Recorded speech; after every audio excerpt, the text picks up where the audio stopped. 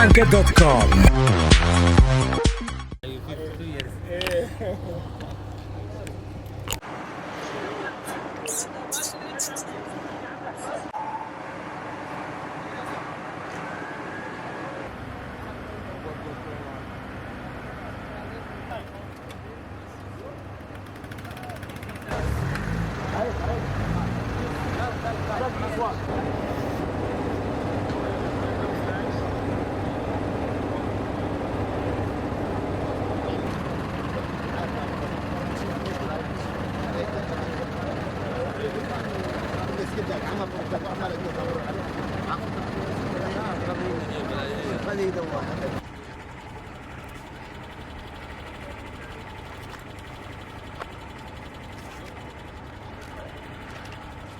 We have been recovering so many things like guns and even arresting the suspected al-Shabaabs, and that's the result of some of this cordon and such.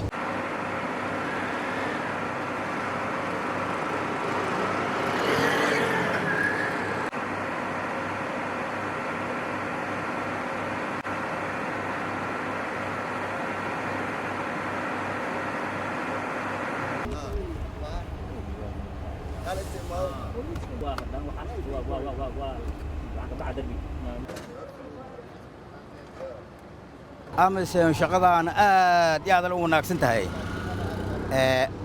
مرة مركي شغل أوبا حضانة يعني مارد جعان أوبا حنا واسينا ونو نفتح مرة أوبا حنا يعني مارد وأوتقنا جعان وانسيان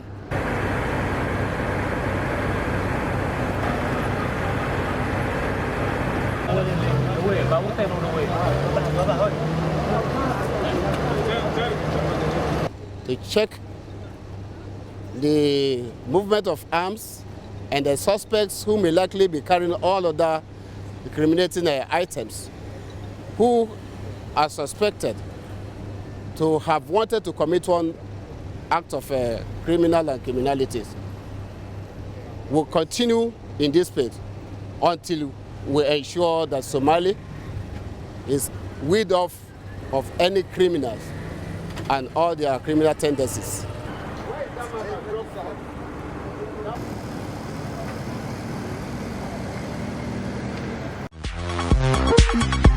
Habeenkii.com.